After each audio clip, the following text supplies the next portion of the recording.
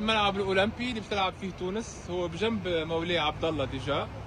هذاك الملعب نتاع المغرب اللي بتلعب فيه الكبير. تونس في الملعب الصغير هذايا. الكاف هي اللي اختارت الملاعب، معناتها ماهيش المغرب. باهي فارس، جوست حاجه بركه، الماتش الثاني ضد نيجيريا باش يكون في ملعب فاس، سينو الماتش الاول والثالث باش يكون في ملعب الرباط. حتى الان واضح مفهوم. حاجه بركه حاجه بركه، خواتنا المغاربه واصحاب الفتن كيف سمعوا ملعب صغير ديريكت بدات التعليقات السلبيه. واحد قال تونس كامله ما تعمرش داك الملعب الصغير، واحد قال ملعب على قدكم، والاخر تونس صغيره في ملعب صغير، والاخر قال لك هذا اروع من احسن ملعب فيك يا تونس.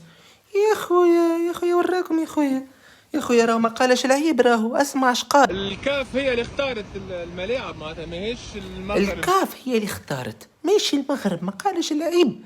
يا خويا يزو بلا مقارنه راهي دير الفتنه، يزو بلا مقارنه وتونس والمغرب يا خويا. علاه نحن شنيا، نحن قلنا بالعكس فرحانين بتطور المغرب والملاعب والبنيه التحتيه ومبهورين بارك الله يا خويا ما شاء الله. ان شاء الله العقبالين ان شاء الله نكونوا كيفكم. يزو بلا تعليقات سلبيه يا خويا. صفي قلبك ويزي بلا حسد.